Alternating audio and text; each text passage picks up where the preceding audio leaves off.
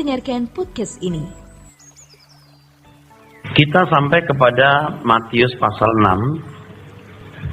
6. Matius pasal 6 ayat yang ke-12. Kalimat, dan ampunilah kami akan kesalahan kami seperti kami juga mengampuni orang yang bersalah kepada kami. Saudara sekalian, ayat ini adalah bagian dari doa Bapa kami yang diajarkan Tuhan Yesus kepada kita. Pasti harga dari pernyataan Tuhan ini harganya harga permanen, harga mati. Artinya tidak bisa ditawar. Setuju tidak, saudara? Amin. Kalau Anda masih menganggap ini bisa ditawar, saya tutup, saya pulang. Ini harganya tidak bisa ditawar. Bahwa kita tidak akan memperoleh pengampunan dari Tuhan kalau kita tidak mengampuni orang. Jadi kita harus mengampuni orang lain, baru kita mendapatkan pengampunan. Kita harus terlebih dahulu mengampuni orang lain, baru kita diampuni.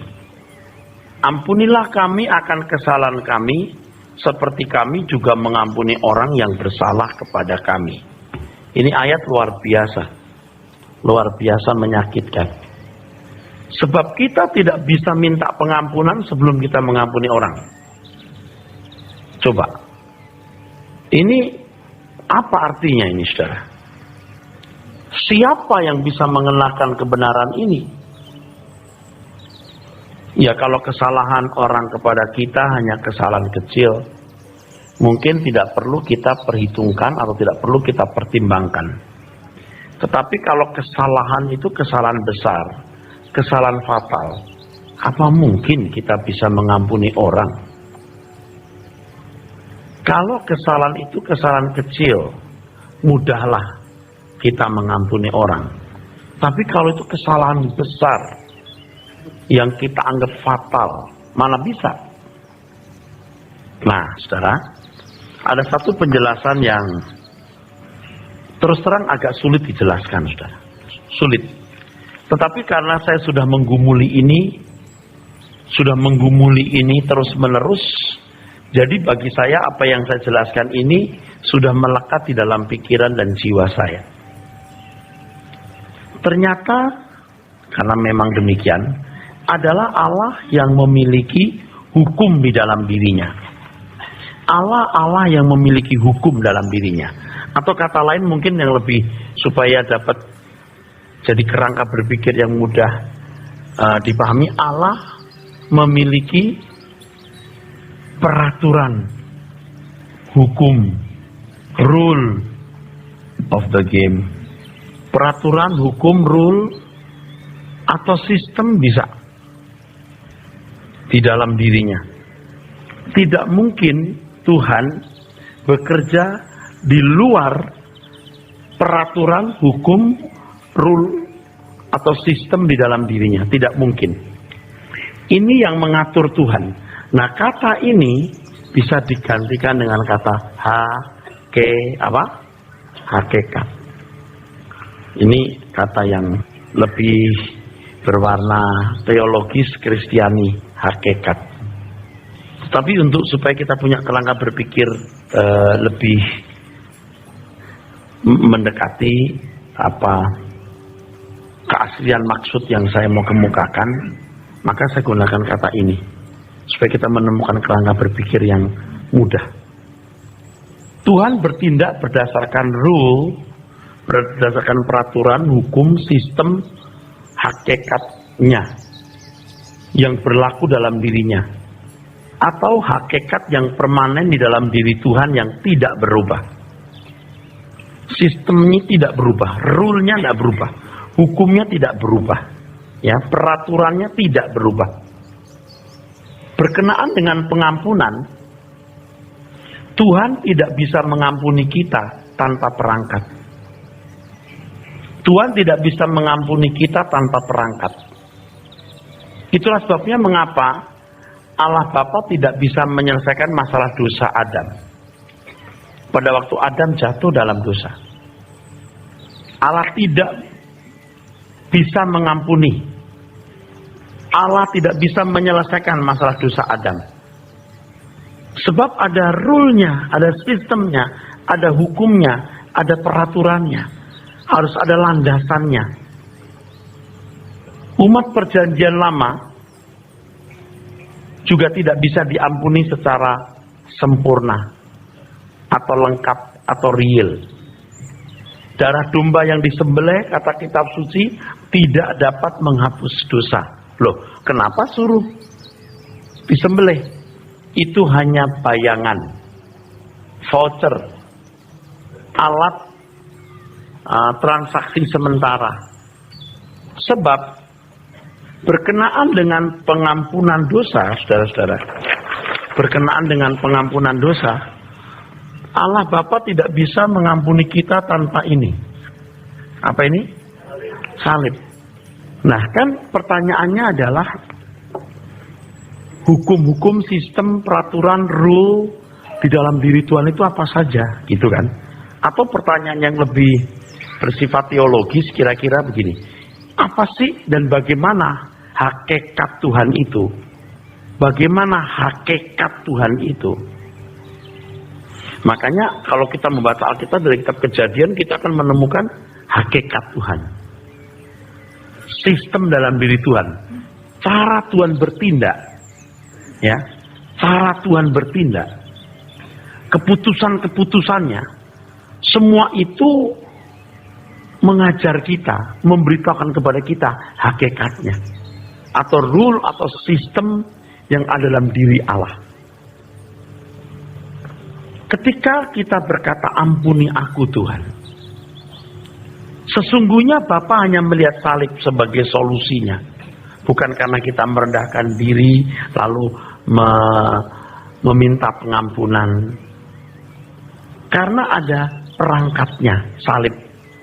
Ia mengampuni bukan karena hatinya disukakan oleh kerendahan hati seseorang atau kejujuran mohon pengampunan dosa. Tetapi oleh korban Tuhan Yesus sebagai satu-satunya jalan pengampunan. Katakan amin. Satu-satunya jalan pengampunan.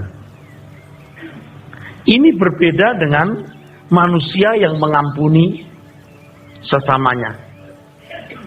Kalau orang mengaku bersalah kepada kita, dia merendahkan diri, kita dilegakan oleh sikapnya. Apalagi kalau sampai terenyuh hati kita, sampai disentuh, sikapnya touchy, menyentuh. Kalau kita berkata ya udah ampuni, tapi maafin ya, ya udah saya ampuni, maafin bener ya udah dah nggak apa-apa. Karena kita merasa dia sudah minta maaf, dia sudah merendahkan diri, dia sudah ngaku salah. Apalagi kalau orang itu menerima sanksi atas kesalahannya. Wah udah, tambah lebih bisa mengampuni kita. Jadi landasan alasan kita mengampuni karena kita disenangkan. Karena kita disenangkan. Itu manusia bisa begitu. Nah, tidak demikian dengan Bapa di surga. Bapa mengampuni kita karena korban Tuhan Yesus di kayu salib. Bukan sekedar hati Bapa dipuaskan oleh permintaan maaf kita. Jadi, sesungguhnya kita adalah orang-orang yang sudah diampuni.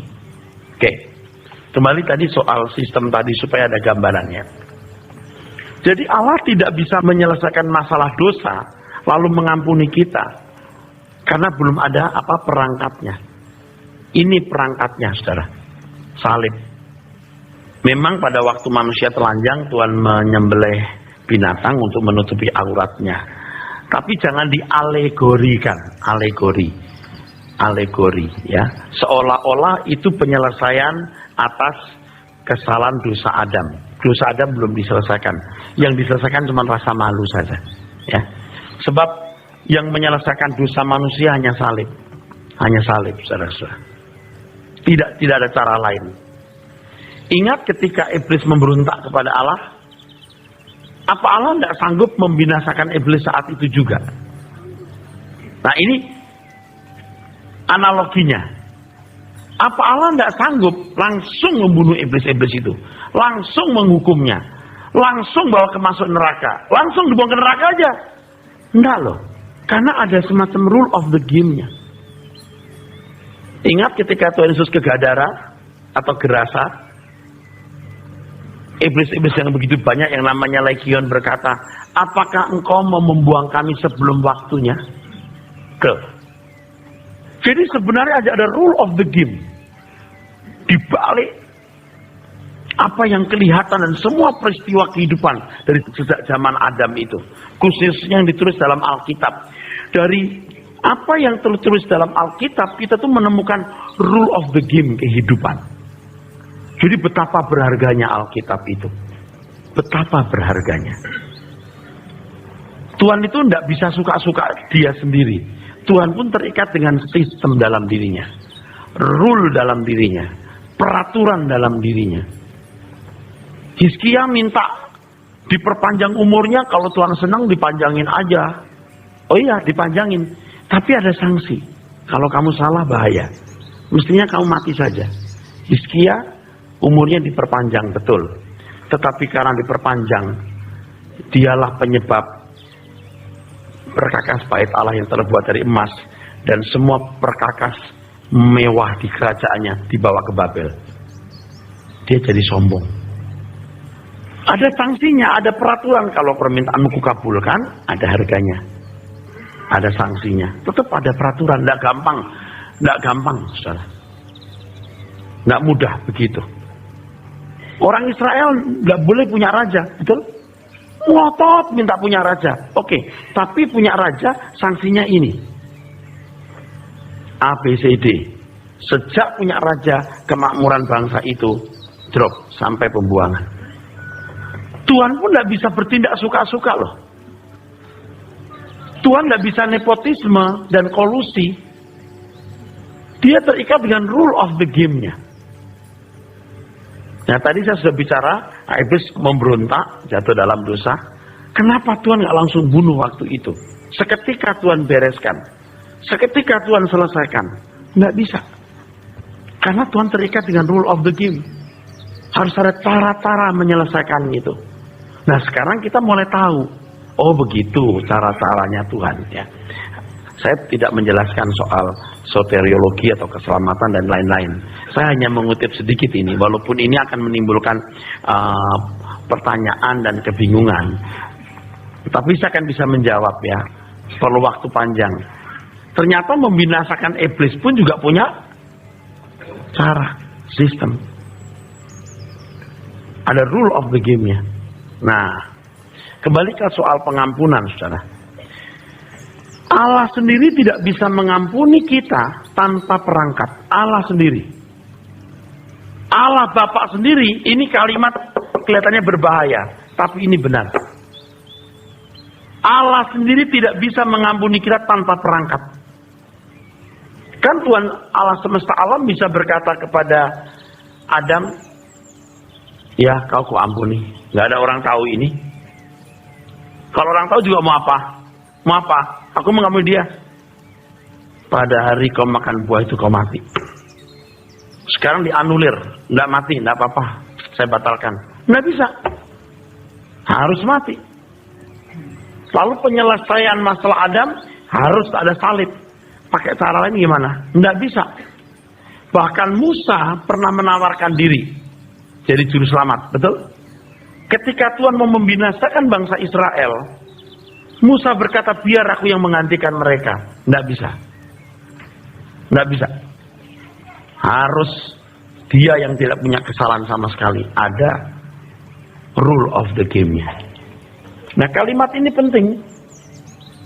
Allah sendiri tidak bisa mengampuni kita tanpa perangkat. Allah tidak bisa suka-suka. Jadi harus pakai salib. Oleh sebab itu saudaraku, kalau orang bersalah kepada kita, kita berkata, ya udah ku ampuni. Apa perangkatnya? Apa perangkatnya? karena aku senang. Gitu. Allah Bapa saja tidak bisa mengampuni tanpa perangkat. Apalagi kita. Jadi pengertian mengampuni saudaramu, ya memang harus mengampuni, tidak bisa enggak. Itu harus perangkatnya jelas. Perangkatnya ini karena Yesus sudah mati untuk semua kita. Yesus juga mati untuk kamu. Untuk semua kita. Yesus mati untuk kamu. Aku tidak mati untuk kamu. Tuhan yang mati untuk kamu. Jadi kalau aku memaafkan kamu, itu memang tidak ada alasan tidak mengampuni orang. Jadi kalau kita memaafkan orang karena tidak ada alasan tidak mengampuni orang, kita tidak punya hak sama sekali menghukum. Tidak punya hak sama sekali untuk menghukum. Jadi kalau kita mengampuni orang karena tidak ada alasan tidak mengampuni. Sebab yang menyelesaikan kesalahan itu hanya Tuhan Yesus. Kita tidak berhak menghukum orang yang bersalah kepada kita. Nah, oke, sampai di sini pelan dulu, nanti saya akan balik. Jadi sesungguhnya kita adalah orang-orang yang sudah diampuni. Semua kesalahan kita telah dipikul di kayu salib. Sudah selesai. Dan finish. Jadi sebagai orang yang telah menerima pengampunan oleh darah Yesus, kita berhutang kepada Tuhan. Berhutang untuk tidak mencemarkan diri dengan dosa. Termasuk di dalamnya kebencian atau kepahitan terhadap sesama. Kita sering berkata gini, oh Tuhan ampuni saya. Kalau kita salah, oh Tuhan ampuni saya. Tidak salah. Itu tidak keliru. Tetapi kita harus punya pemahaman. Begini loh. Pemahamannya bukan begini. Tuhan, aku salah, maafin aku ya. Dengan kerendahan hatiku ini, dengan pengakuan dosaku ini, aku punya syarat untuk menerima pengampunan. Aku punya alasan untuk menerima pengampunan. Tidak. Kalau Tuhan mengampuni kita, saudaraku sekalian yang kasih, karena ini salib. Jadi sebesar sebanyak apapun dosa kita, semua dipikul di kayu salib. Sudah done, sudah finish, sudah selesai. Enak dong Pak kita berbuat dosa. Oh salah. Justru karena kita punya kesalahan dosa telah diselesaikan oleh Tuhan, kita berhutang. Roma 8:12. Roma 8:12. Roma 8 ayat 12. Jadi saudara-saudara, kita adalah orang berhutang, tetapi bukan kepada daging, supaya hidup menurut daging. Oke. Memang kalimat-kalimat yang sebentar akan saya ucapkan bisa salah dimengerti lalu bisa rusak. Kita ini, saudaraku, ini kalau kita di sini ya. Tuhan itu telah mengcover kita dengan darahnya. Darah. Jadi sudah selesai. Darah Yesus telah mengcover perbuatan dosa kita. Menyelesaikan. Bahkan, bukan hanya perbuatan dosa kita, keberadaan kita yang masih tidak memuaskan Allah Bapa pun diselesaikan oleh Tuhan Yesus di kayu salib. Dan, tetapi penghayatan terhadap kebenaran ini, jika menghayati dengan benar ya, membuat kita takut akan Allah. Membuat kita tidak mudah berbuat dosa. Dan kalau sampai berbuat salah, ini akan sangat menyakitkan. Ini akan sangat menyakitkan. Allah telah menyelesaikan salahku. Tuhan telah menyelesaikan semua dosa-dosaku. Dan finish di kayu salib. Aku orang yang merdeka. Tapi jadi berhutang. Bukan untuk hidup dalam dosa. Tapi untuk hidup menurut kehendak Allah. Kalau gagal, ya, kita bilang, maafkan aku Bapak. Tapi dasarnya bukan karena sekarang saya merendahkan diri minta maaf. Dasarnya memang salib. Telah done, finish, diselesaikan. Jadi kemerdekaan yang diberikan itu, Galatia 5, bukan kesempatan untuk berbuat dosa. Tetapi untuk hidup di dalam anugerah, hidup di dalam kesucian, hidup dalam kebenaran Tuhan. Nah, saudara, kalau orang memahami keselamatan seperti ini, kita tidak mungkin tidak mengampuni orang. bahkan tidak bisa tidak mengampuni. Orang yang tidak bisa mengampuni orang tidak mengenal anugerah ini. Nggak ngerti, nggak mengenal anugerah ini. Kebenaran ini akan membuat kita jadi perawan suci nanti. Akan membuat kita jadi perawan suci di hadapan Tuhan. Masih bersama saya? Allah saja mengampuni kita pakai perangkat, betul? Nah, perangkat kita apa? Mengampuni orang. Perangkat kita pengertian ini, bahwa kita tidak berhak menghukum orang lain. Kita tidak bisa tidak mengampuni orang lain. Karena kita pun juga telah menerima pengampunan dan semua dosa orang yang pikul Tuhan Yesus. Bapak saja menunjuk salib, kita juga menunjuk salib. Siapa kita berkata, ya udah, ku maafkan salahmu. Dasarnya karena saya senang. Siapa kita? Tuhan aja nggak begitu. Allah Bapa aja nggak begitu. Dia memberikan putranya itu untuk harga penebusan, untuk harga keselamatan. Siapa kita bisa berkata, ya udah, ku maafkan kamu. Dulu itu yang kita lakukan. Nah, setelah mengerti kebenaran ini, tidak bisa tidak mengampuni orang. Seperti aku mengampuni orang, artinya seperti aku memahami karya keselamatan ini, maka doa Bapa kami tidak bisa dipahami oleh orang yang tidak dewasa. Ini bukan tuntunan doa. Doa Bapa kami bukan tuntunan doa, tapi tuntunan kehidupan. Nggak bisa. Bayangkan seandainya manusia tidak jatuh dalam dosa. Mungkin ada kesalahan-kesalahan kecil, mungkin. Itu pun manusia nggak berhak menghukum orang lain kalau bersalah kepadanya. Aku nggak berhak menghukum kamu. Dan betapa indahnya dunia kalau sampai masing-masing orang tidak merasa berhak menghukum. Nah, di kerajaan langit baru bumi baru nanti akan terwujud itu. Tidak ada orang yang berhak menghukum. Amin. Masih bersama saya? Selama ini kita akan nanya ya, kenapa Tuhan nggak mengampuni Adam seketika ya? Tapi pertanyaan itu kita simpan dalam hati. Kita nggak ngerti kenapa sih Tuhan mesti itu nunggu-nunggu sampai Yesus datang kembali. Pertanyaan yang disampaikan ke saya oleh seorang bapak, kenapa salib setelah 4.000 tahun? Kenapa? Ada beberapa jawaban, tapi berkenaan dengan apa yang saya jelaskan kali ini. Karena dalam kurun waktu ini pengenalan akan Allahnya lengkap. Atau mengenal hakikatnya. Sebab kita tidak akan bisa menerima pengampunan secara lengkap atau utuh tanpa memiliki pengenalan akan Allah. Tanpa mengerti hakikatnya. Nah, setelah 4.000 tahun, sejarah bangsa Israel lengkap. Yesus datang memberitakan Injil. Injil kita dengar. Tentu kita bisa mengerti Injil kalau kita melihat perjanjian lama, kita memiliki gambaran yang jelas. Ini semua berkait, satu dengan yang lain berkait-kait. Dengan memahami kebenaran ini, maka kita tiba kepada satu kesimpulan, bahwa kita tidak berhak mengampuni orang hanya karena kita merasa dipuaskan atau disenangkan oleh orang yang minta maaf kepada kita. Harus ada sarana untuk pengampunan kesalahan setiap orang. Dan sarananya adalah darah Yesus. Kita tidak berhak menghukum dan menghakimi siapapun. Kita tidak berhak marah dan membalas dendam.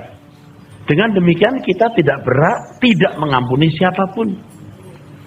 Kita memaafkan orang lain sebab kita tidak berhak menghukum siapapun atau membalas dendam. Dengan kesadaran ini maka otomatis kita akan lebih mudah mengampuni orang lain. Ya. Demikianlah Tuhan Yesus mengajarkan doa soal pengampunan. Ampunilah kami akan kesalahan kami seperti kami juga mengampuni orang yang bersalah kepada kami. Atau seperti kami mengampuni orang yang bersalah kepada kami, ampunilah kami ya Tuhan. Nah, dengan demikian saudara, kita perluas lagi penjelasan ini walaupun agak menyimpang.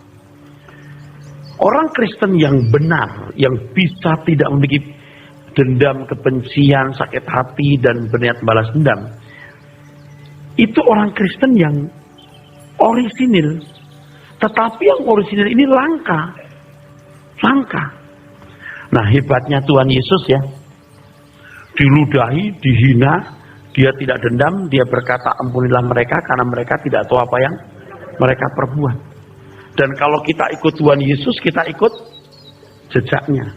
Nah, ini orang kafir, tidak mengenal Tuhan, ini orang beriman. Nanti kita akan melihat, ini orang beriman ini nanti kalau penghakiman, di penghakiman, itu tidak dihakimi guna memperoleh kesempatan masuk surga atau neraka. Penghakimannya bukan begitu. Jenis penghakimannya beda.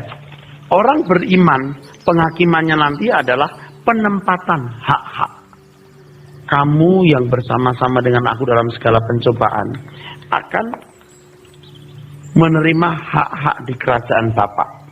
Jadi gubernur, wali kota, bupati, camat, lurah, kira-kira begitu. Ini pasti selamat. Ini tidak di bawah hukuman lagi. Selamat.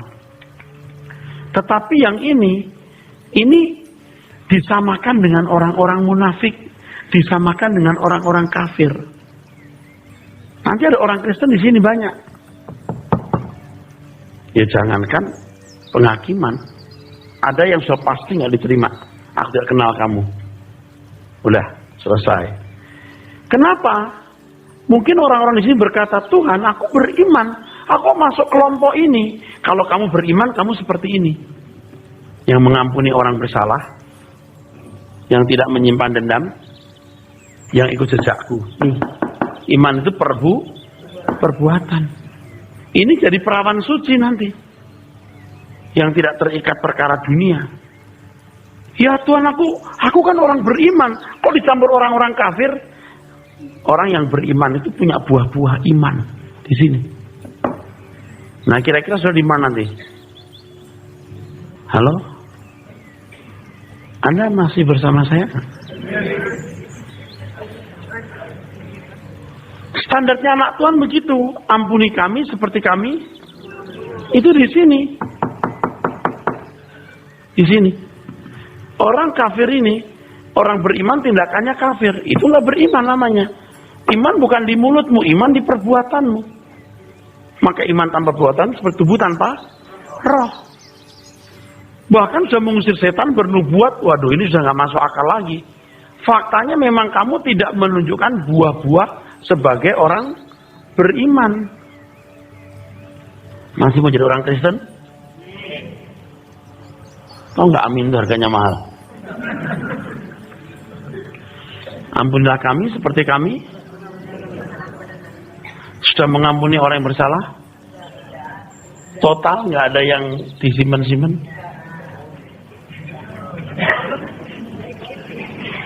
Dengan mengerti kebenaran ini sembuh nggak? Inilah yang menyembuhkan. Ini yang memerdekakan. Begitu mengerti ini merdeka. Saya pun dengan mengerti ini langsung merdeka saya. Walaupun tidak langsung sempurna. Kalau lupa masih, aduh itu orang jahat bener ya. Aduh jahat bener tuh orang. Kadang-kadang kita itu ya munafik.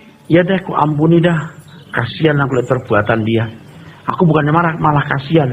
Kata kasihan itu bukan karena Anda mau kasihan, karena Anda nggak sanggup membalas. Anda hilang akal udah, kok bisa jahat begitu orang kasihan bener. Tapi panas di sini. Mulutnya bilang kasihan, tapi hatinya begitu nggak? Enggak ya? Enggak ya? Oke, puji Tuhan. Yang enggak, yang ya. Oke. Aduh, lu begitu sama gua sih nggak sakit hati. Gua malah kasihan. Alah, bohong. Lu sakit hati cuman karena gak bisa balas, lu bilang kasihan.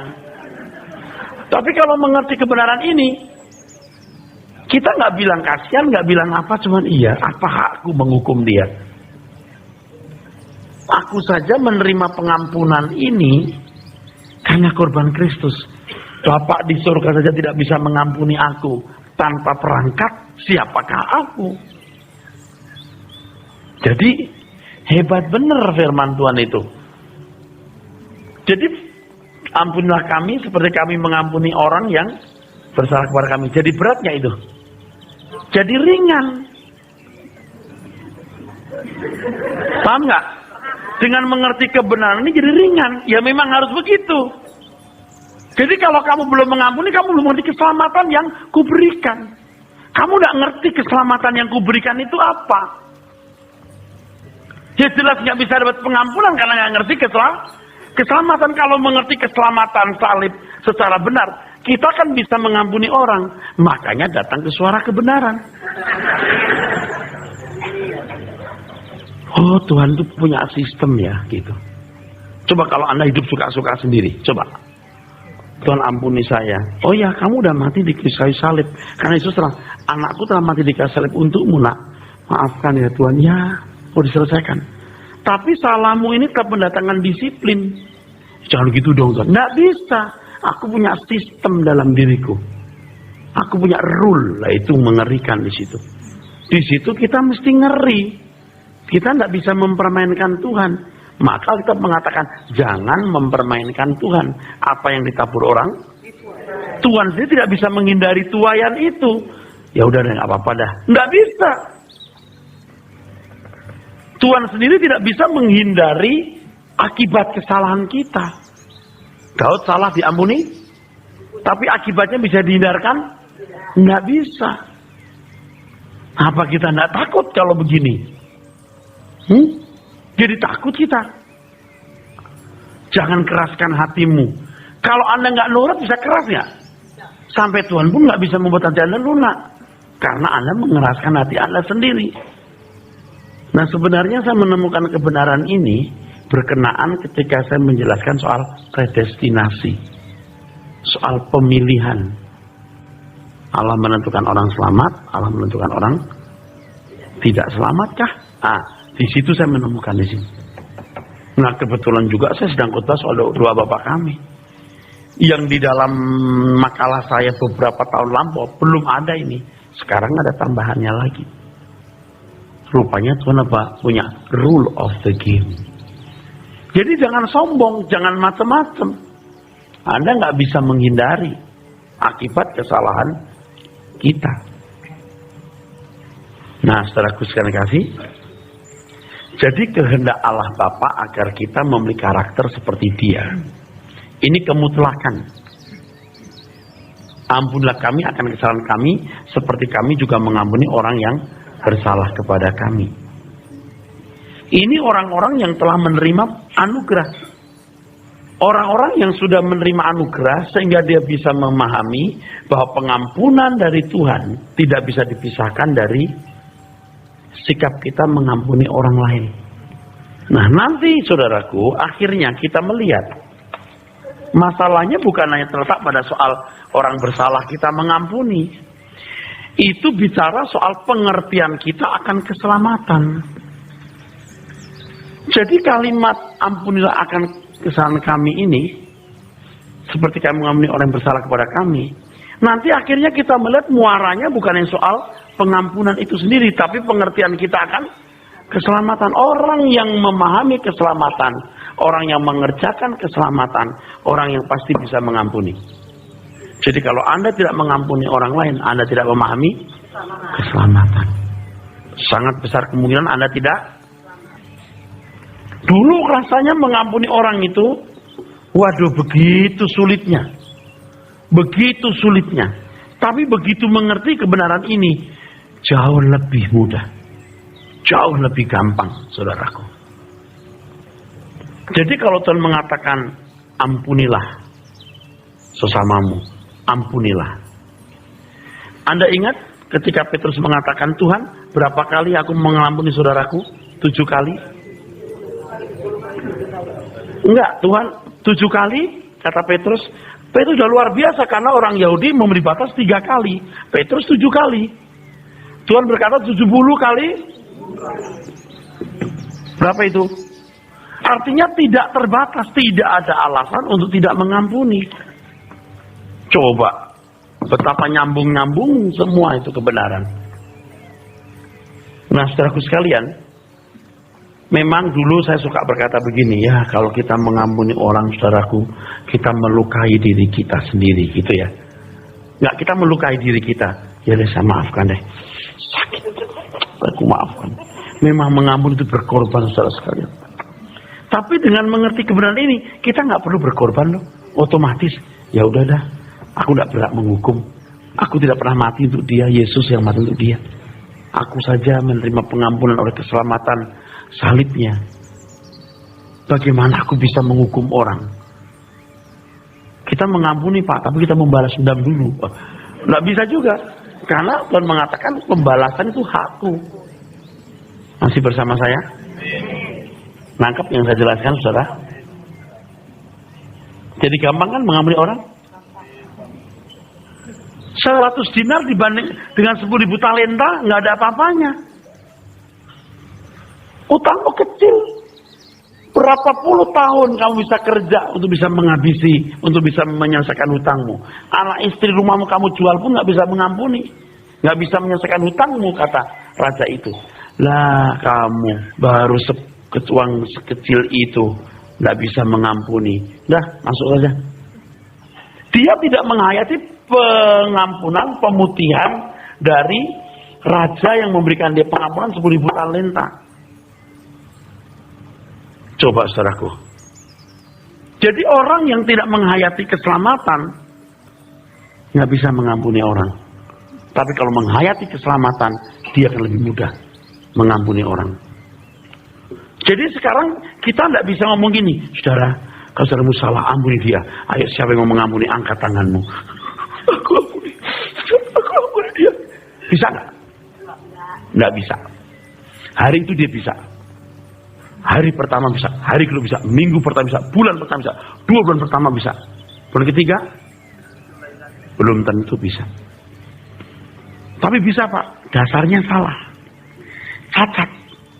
Kualitas pengampunannya cacat. Kan ada kem-kem tuh, kem untuk membuat kem-kem itu buat orang jadi baik, apa gitu. Nggak bisa. Dia harus ngerti kebenaran. Ayo suami-suami mengaku dosa, sudah berzina, sudah berbuat apa-apa, udah istri dengar ya, udah ngaku nih, ampuni, peluk dia, ayo bikin surat cinta, terus betul nggak? Dibaca, ketawa, hahaha, lucu, terus kayak honeymoon lagi. Aduh, itu psychology approach, itu nggak akan benar. Kalau mengerti kebenaran ini, di ujung langit manapun kita takut berbuat dosa. Istri-istri ngaku sudah berbuat dosa, ngaku. Saya baru dengar cerita istri ngaku berbuat dosa, digebukin tiap hari sama suami. Dia pada waktu di camp ada pendeta yang memaafkan, pelukan, nangis-nangis, pulang digebukin. Setiap kali ribut ingat perbuatan kamu. Istri bilang, kalau tahu saya nggak ngaku Pak. Nggak siap. Tapi kalau sudah mengerti begini, siap nggak kita? Siap. Jangan terus laki-laki berzina ya. Saya mau selingkuh. Terus istri saya kasih kepada soal pengampunan. Dia nggak punya alasan tidak mengampuni aku. Salah loh. Siapa yang ngajarin begitu? Jadi tidak cukup cuman, saudara, ayo kita mengampuni orang yang bersalah. Hari ini kita akan mengampuni dan melupakan orang yang bersalah. Tidak bisa. Kalaupun bisa, tetap cacat. Tapi kalau mengerti kebenaran ini, tidak bisa tidak mengampuni. Nanti didengar lagi loh, nggak cukup sekali loh. Ini ada dengar sekali. Betul, amin. Itu pulang. Dan itu kalau saya bisa mengampuni sekarang, kok saya lupa ya apa ya? Didengar lagi ini. Saya berbahagia banget loh dapat firman ini. Benar-benar berbahagia saya. Saya berbahagia. Aduh saudara, saya itu pendendam juga loh saudara.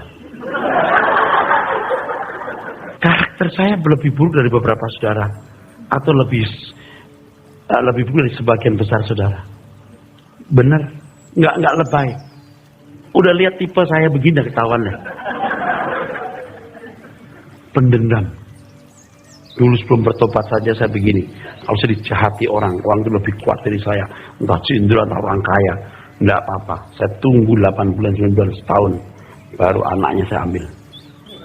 Nggak pulang lagi anaknya. Gitu, pikiran saya dulu tuh begitu. Atau saya tunggu beberapa tahun sampai itu kasus hilang, saya seperti nggak ada masalah lagi, baru saya habisin. Nggak ketahuan polisi. Waduh, jahat.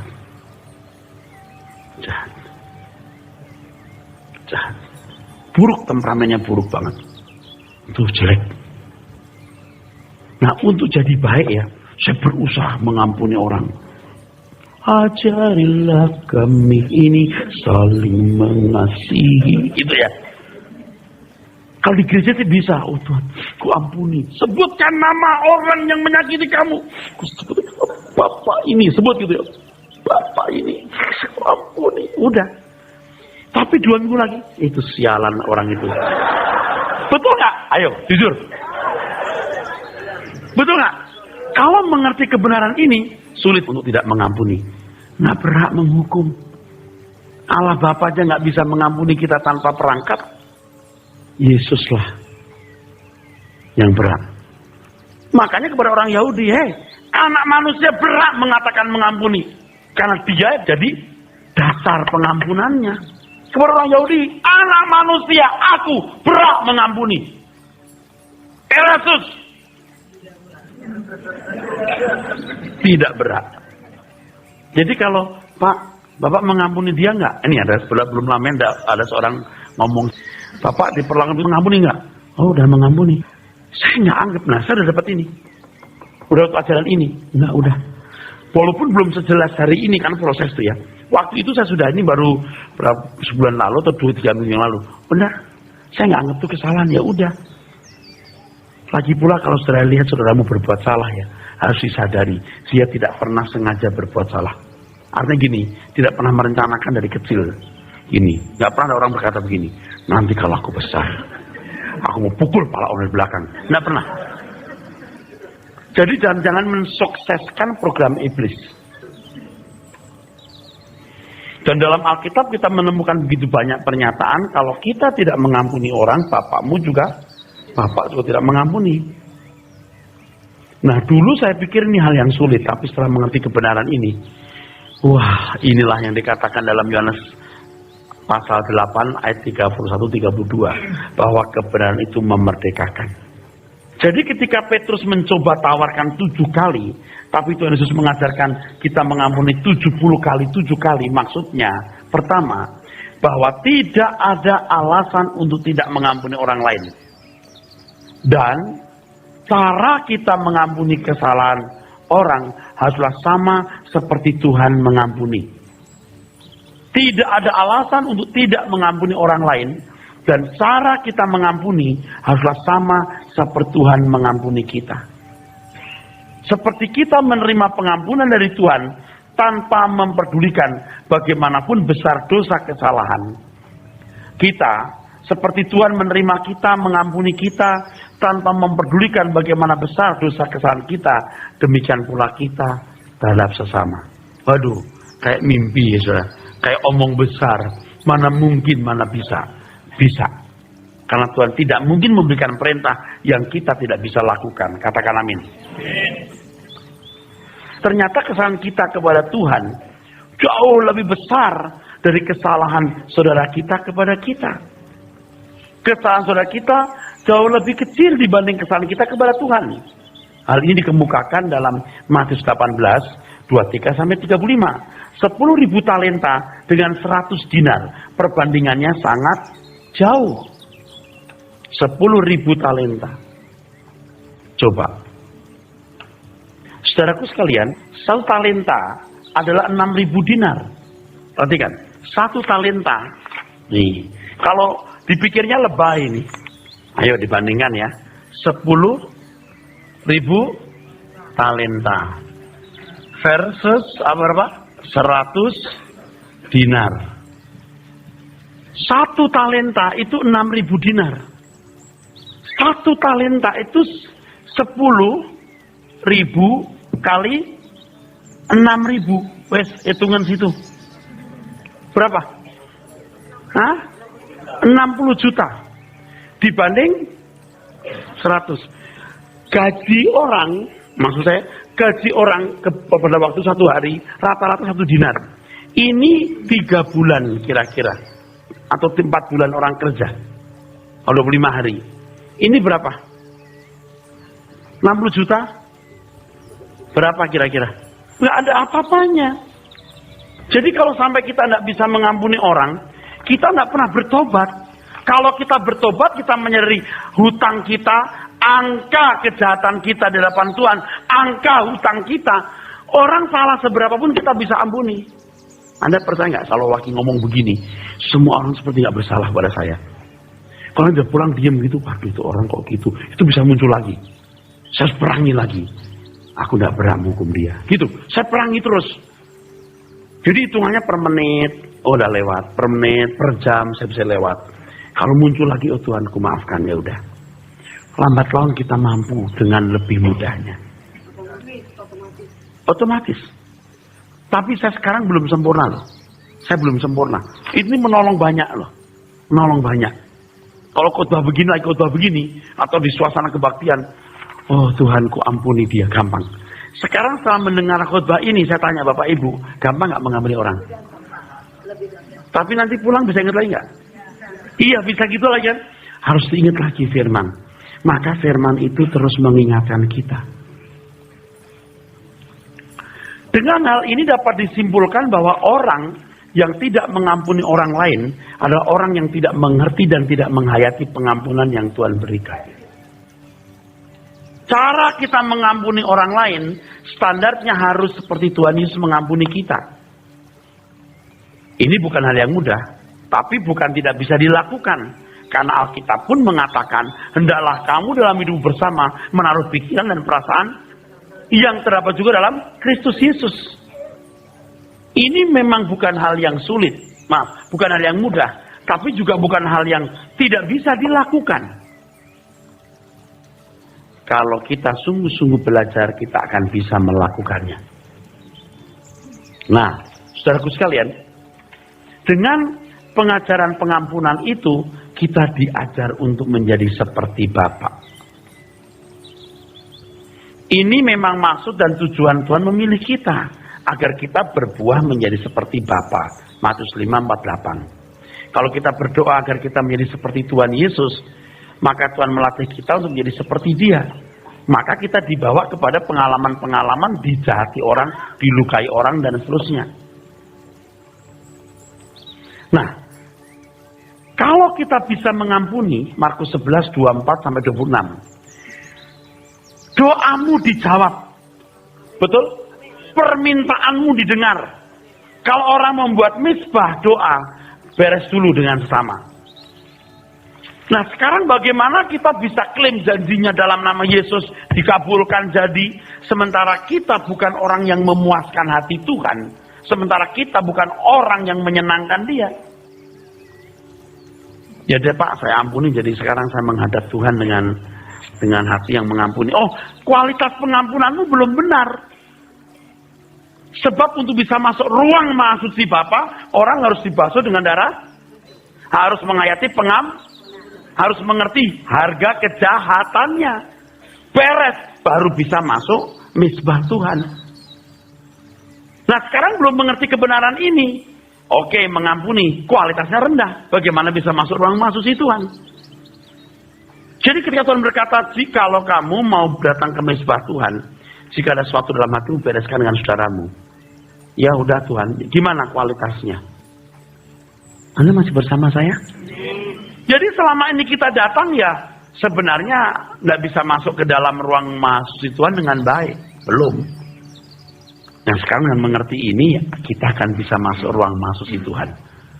Kita menghayati pengampunannya, harga kejahatan yang telah dibayar Tuhan Yesus 10.000 talenta. Orang lain cuma 100 dinar kecil. Amin. Kita bisa merdeka. Nah, saudaraku sekalian, dengan pengampunan itu kita tidak akan kehilangan sahabat, saudara, ya.